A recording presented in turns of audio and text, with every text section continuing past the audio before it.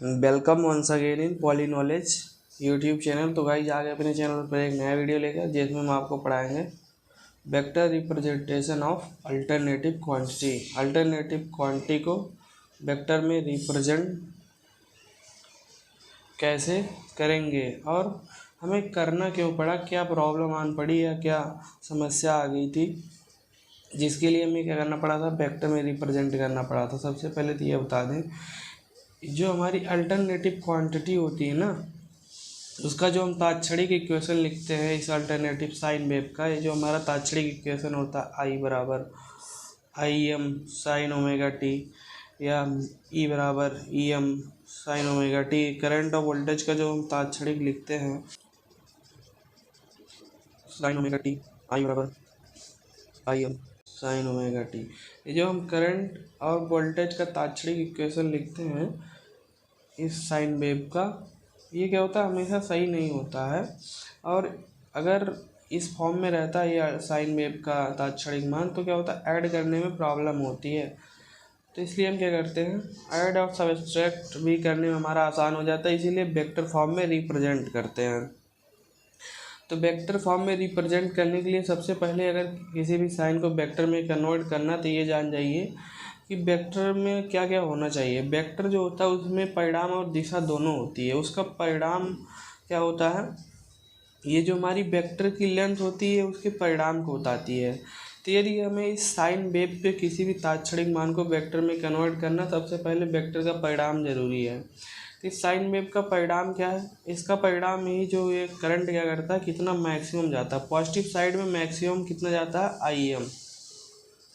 I am क्या है, ये वाई एच पे वैल्यू है आई एम, ओके। और निगेटिव साइड में कितना मैक्सिमम जाता है, माइनस आई एम, ओके। ये करंट का एक्सिस है, ये टाइम का एक्सिस है। तो इस प्रकार से क्या करता है, मैक्सिमम इतना जाता है। अगर इस साइन जो वेव है उसका हमें वेक्टर फॉर्म में कन्वर्ट करना है, तो इसका मैग्नीट्यूड क्या होना चाहिए, वेक्टर का आई एम होना चाहिए, क्योंकि इसका भी मैग्नीट्यूड इस साइन वेव का भी क्या है, आई एम है। मैग्नीट्यूड तो मिल गया, लेकिन क्या है, इसकी दिशा भी होती है। वेक्टर की दिशा क्या होती है कि जो हमारा एक फिक्स एक्सिस होता है, संदर्भ एक्सिस, उससे क्या होता है कि उससे जो हमारा झुकाव रहता है इस वेक्टर का, वही हमारा क्या होता है, वेक्टर की दिशा होती है। जितना एंगल क्या करता है, वेक्टर बनाता है एक संदर्भ एक्सिस से। तो ये जो साइन वेव है ये क्या होता है, एक संदर्भ एक्सिस जो कि एक्स एक्सिस है, उससे कितना एंगल बनाता है, वही एंगल क्या करेंगे, हम इस वेक्टर के एंगल में ऐड करते रहेंगे। तो साइन वेव जो हमारा एंगल बनाता है वो हम क्या करेंगे, आपको ये अभी यहाँ पर दिखाएंगे। अभी ये टाइम के लिए हमारा एक्स एक्सिस है, तो यहाँ पर टाइम 0 होगा।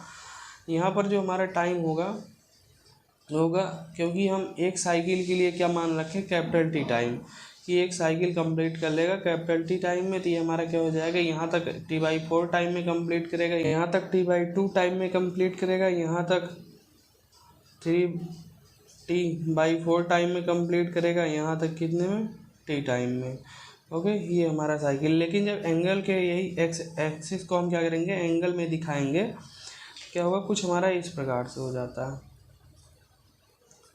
एकदम सेम साइन वेव बनाएंगे जैसे हमने ऊपर बनाया। तो उसको हम सेम बनाने के लिए क्या करते हैं, ऐसे ऐसे डैश डैश खींच लेते हैं कि इसकी मैक्सिमम वैल्यू कब मिली थी या मिनिमम वैल्यू कब मिली थी। तो क्या हुआ कि हमने बना दिया साइन वेव। अब इसे क्या करना, ये करंट का एक्सिस है, ये एंगल का एक्सिस है। तो अब की बार एंगल यहाँ पर कितना रहेगा, π/2 रहता है, यहाँ पर 90 रहता है, यहाँ पर पाई रहता है, यहाँ 3π/2 रहता है, यहाँ पर 2π रहता है। टाइम t बराबर 0 पर इस साइन वेव का एंगल कितना रहता है, 0 रहता है। टाइम T/4 पर इस साइन वेव का एंगल कितना रहता है, π/2 रहता है। टाइम T/2 पर इस साइन वेव का एंगल कितना रहता है, पाई रहता है। 3T/4 पर इस साइन वेव का एंगल कितना रहता है, 3π/2 रहता है, और t पर कितना रहता है, 2π रहता है एंगल। तो भाई हमें मैग्नीट्यूड भी मिल गया, एंगल भी मिल गया। और ये जो हमारा तीर रहता है, ये तीर क्या करता है, ये दिखाता है कि ये वेक्टर हमारे किस दिशा में क्रियाशील है, ओके। इससे हमें प्रॉब्लम नहीं होती है, जिस साइड में रहेगा उस साइड में हम तीर लगा देंगे। अब हमें भाई तीनों मिल चुका है, तो हम क्या कर सकते हैं, साइन वेव को वेक्टर क्वांटिटी में कन्वर्ट कर सकते हैं किसी भी पॉइंट पे। साइन वेव की अल्टरनेटिव क्वांटिटी क्या करना है, किसी भी पॉइंट पर कन्वर्ट करना है, तो हम एक क्या करते हैं, यहाँ पर साइन वेव बना देते हैं। ये हमारा साइन वेव है, ये करंट रहेगा, ये टाइम रहेगा एक्सिस। तो जब हम इसे वेक्टर क्वांटिटी में कन्वर्ट करना स्टार्ट करेंगे, तो हम क्या करते हैं कि यहाँ पर एक ऐसा सर्किल बना देते हैं जिसकी त्रिज्या क्या होती है, इस साइन वेव के मैग्नीट्यूड के बराबर होती है। तो साइन वेव का जो हमारा मैग्नीट्यूड है वो आई एम है। तो उसके अंदर अगर हम कोई वेक्टर खींचेंगे तो उस वेक्टर का मैग्नीट्यूड क्या रहेगा, आई एम रहेगा। अब हम क्या करते हैं, यहाँ पर आई एम त्रिज्या लेकर एक सर्किल बना लेते हैं। ये हमने क्या किया, मान लीजिए एक सर्किल बना दिया, और इसमें क्या है, ये वाई अक्ष है, ये एक्स अक्ष है। ये क्या हो जाएगा, x dash x y y dash. जैसे यहाँ पर क्या था, वाई एक्सिस एक्स एक्सिस था, वैसे इस सर्किल में बना दिया। और इस सर्किल की त्रिज्या जो हमारी है वो क्या है, आई एम है, जो कि इस करंट का क्या है, मैग्नीट्यूड है। अगर हमने आई एम त्रिज्या लेकर इस सर्किल को बना दिया है, तो इसमें हम कोई वेक्टर यहाँ खींच दे, यहाँ खींच दे, यहाँ खींच दे, यहाँ खींच दे, सबका मैग्नीट्यूड क्या रहेगा, आई एम ही रहेगा। तो इस प्रकार से इसका मैग्नीट्यूड तो हमने फिक्स कर दिया। इस सर्किल के अंदर अगर हम वेक्टर बनाएंगे तो मैग्नीट्यूड आई एम होगा। तो हम सबसे पहले स्टार्ट करेंगे, इस जो हमारी साइकिल है उसके एक तात्क्षणिक पॉइंट क्या करेंगे, जीरो को लेंगे। तो हम जब क्या करेंगे, इस जीरो टाइम पर लेंगे, तो टाइम क्या है, टी की वैल्यू जीरो है। तो हम क्या पढ़े हैं, आई बराबर I m sine omega T. भाई ओमेगा बराबर 2/t लिख सकते हो। आई एम साइन ओमेगा बराबर क्या हो जाएगा, 2/T हो जाता है। स्मॉल टी का मान कहाँ से रखेंगे, जो कि हमने बताया इतना रहता है, जीरो पर जीरो ही रहता है। तो जैसे ही हमने यहाँ पर जीरो पर जीरो ही रहेगा, यहाँ पर जीरो रख दिया, तो ये हो जाएगा, साइन जीरो हो जाएगा पूरा। साइन जीरो का मान जीरो ही होता है। और इस करंट का मान क्या आ जाएगा, जीरो आ जाएगा। करंट का मान जीरो होने का मतलब जो वाई एक्सिस पे हमारा वेक्टर का प्रोजेक्शन होगा वो क्या रहेगा, जीरो रहेगा। तो वेक्टर का प्रोजेक्शन आप अगर फर्स्ट सेमेस्टर में ड्राइंग पढ़े होंगे तो वहाँ पर आप प्रोजेक्शन पढ़े होंगे, ओके। तो प्रोजेक्शन क्या है इसका, जो हमारा जैसे देखिए, अगर हमारा करंट यहाँ पर पहुँचा रहता है, मान लीजिए करंट हमारा यहाँ पर पहुँच गया है, तो इसका प्रोजेक्शन वाई एच पे यहाँ होता है, मतलब कितनी वैल्यू होती है। अगर करंट यहाँ पहुँच गया है तो इसका प्रोजेक्शन यहाँ होता है, इतनी वैल्यू करंट की। यहाँ पहुँच गया है तो यहाँ पर है। मैग्नीट्यूड तो हमेशा वही रहेगा, लेकिन इसका करंट का प्रोजेक्शन भी लगाते हैं कि उतना ऊंचाई तक रहना चाहिए, ओके। तो करंट का प्रोजेक्शन जीरो हो गया। प्रोजेक्शन जीरो होने का मतलब यहाँ पर वाई एच पे कुछ वैल्यू नहीं दिखाएगी वेक्टर की। ऐसे करके अगर वेक्टर ऐसे रहता तो करंट की वैल्यू यहाँ तक रहती, लेकिन क्या है कि यहाँ पर प्रोजेक्शन जीरो, इसीलिए। और एंगल भी क्या है, टाइम टी बराबर जीरो पर साइन वेव का एंगल हमने कितना बताया था, जीरो बताया था। एंगल जीरो होने का मतलब एक्स एक्सिस से क्या करना है, इसका एंगल भी जीरो दिखाना है। वेक्टर हमारा क्या करेगा, हमेशा इसी दिशा में रोटेट करेगा, एंटी क्लॉकवाइज में, ओके। तो एक्स एक्सिस यही है, इसका एक्स एक्सिस से वेक्टर का एंगल भी जीरो दिखाना है। तो एंगल भी जीरो है। अब हम क्या करेंगे, इसी एक्स एक्सिस पर इस वेक्टर को रिप्रेजेंट कर देंगे। तो इस एक्स एक्सिस पर क्या होगा, एक संदर्भ एक्सिस से जो एंगल रहता है, मतलब जो दिशा रहती है, वो भी जीरो हो गई है। और इसका जो हमारा करंट का मान था वो भी जीरो हो गया है। करंट का मान अगर यहाँ ऊपर कुछ बढ़ रहा है तो होगा नहीं, तो एक्स एक्सिस पर ही हमेशा करंट का मान जीरो रहता है, क्योंकि ये करंट इसी जितना ऊपर नीचे होता है वाई एच के साथ जितना क्या करता है, ऑसिलेट करता है, वही उसकी वैल्यू बढ़ती रहती है, घटती रहती है। लेकिन यहाँ पर ऑसिलेट नहीं करेगा तो जीरो है। तो करंट का मान भी जीरो आया, एंगल भी जीरो आया। तो हमने क्या किया, दोनों जीरो रख दिया। और देखिए जो वेक्टर है उसका मैग्नीट्यूड भाई आई एम है, क्योंकि इसकी त्रिज्या क्या है सर्किल की, आई एम है। तो क्या हुआ कि इसका रिप्रेजेंटेशन हो गया एक पॉइंट पर। वो पॉइंट क्या है, टी बराबर जीरो पर। अब हम क्या करेंगे, ऐसे 2-3 जगह आपको रिप्रेजेंट करके दिखाएंगे। ये गया हमारा साइन वेव है। अब इसके हम क्या करेंगे, साइन वेव के इस पॉइंट पर निकाल कर दिखाएंगे, उसके बाद यहाँ पर निकाल के दिखाएंगे। पहले इस पॉइंट पर निकालने के लिए हम क्या करेंगे, यहाँ पर सर्किल बना देंगे। एक आई एम त्रिज्या लेकर हमने सर्किल बना दिया, और इस सर्किल में हमने एक्स एक्सिस वाई एक्सिस बना दिया। ये x dash x y y dash हमने क्या किया, ये एक्सिस बना दिया। और क्या करेंगे, अब की बार हम यहाँ पर निकालेंगे इस तात्क्षणिक मान का, हम क्या करेंगे वेक्टर रिप्रेजेंट करेंगे साइन वेव की इस तात्क्षणिक मान का।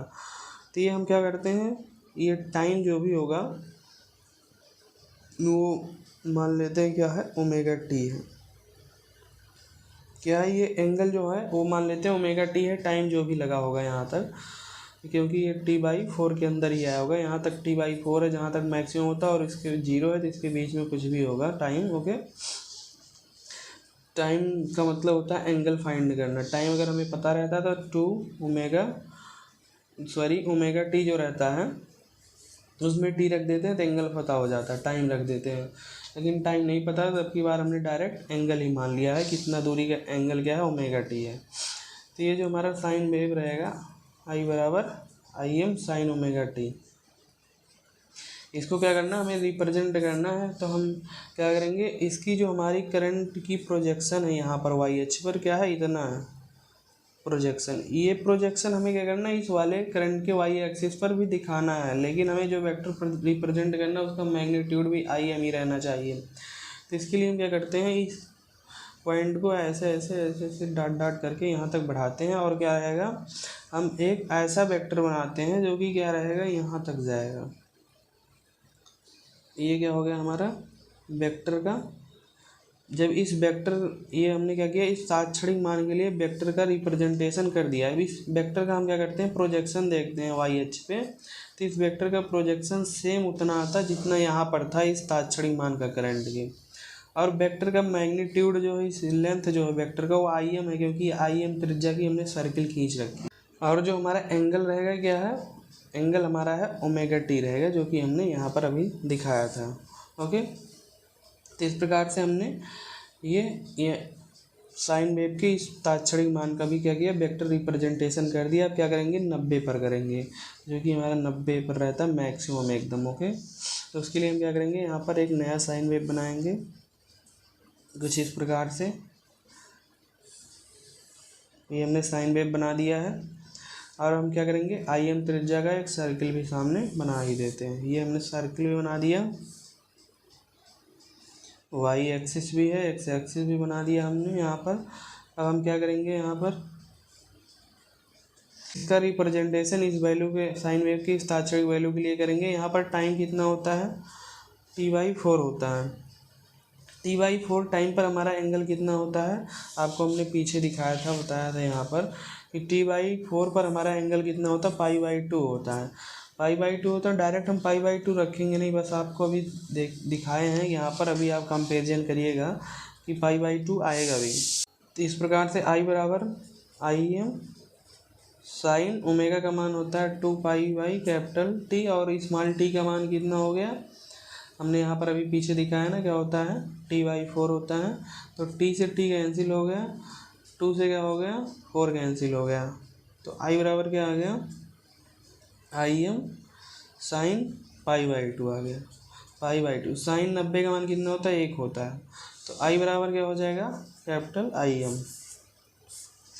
मतलब जो ये आई का प्रोजेक्शन वो आएगा, वो क्या आएगा, मैक्सिमम आएगा मैग्नीट्यूड के बराबर। ये जो आई का प्रोजेक्शन यहाँ पर आया वाई एच पे, वो क्या रहेगा,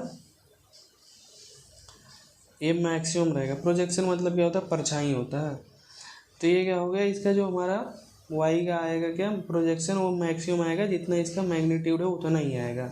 तो उसके लिए हमें वाई एच पे जितना मैग्नीट्यूड है उतना बड़ा प्रोजेक्शन क्या हो जाएगा, वाई एच पे इतना ही होगा, क्योंकि ये जो हमारा मैग्नीट्यूड है उतनी बड़ी सर्किल ही है, तो उसकी त्रिज्या के बराबर ही क्या होगा, वाई एच पे हमारा प्रोजेक्शन होगा। तो जितना बड़ा प्रोजेक्शन उतनी बड़ी त्रिज्या भी है। तो ये हमारा क्या हो गया, यहाँ पर प्रोजेक्शन ही इतना बड़ा हो गया वाई एच पे। और जो अगर वाई एच पे जितना बड़ा प्रोजेक्शन, अब वेक्टर भी कितने पे खींचना है, एंगल हमारा कितना पता चला है, इसके लिए यहाँ पर हमने एंगल कितना पाया, π/2। तो एक्स एक्सिस से हमें क्या करना है, एक ऐसा प्रोजेक्शन खींचना है जिसका, एक ऐसा वेक्टर खींचना है जिसका क्या हो, मैग्नीट्यूड आई एम हो और एंगल कितना हो, π/2 हो। तो एंगल क्या है, π/2 बना दिया। ये हमने क्या किया, वेक्टर खींच दिया।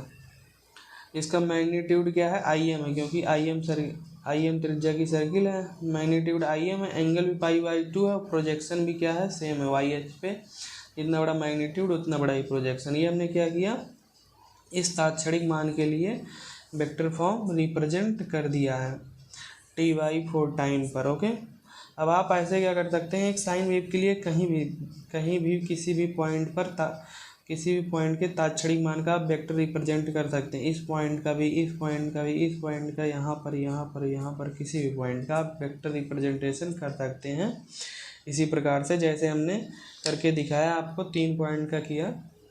थैंक यू दोस्तों, अगर आपको हमारा ये वीडियो अच्छा लगा हो तो लाइक शेयर सब्सक्राइब करें।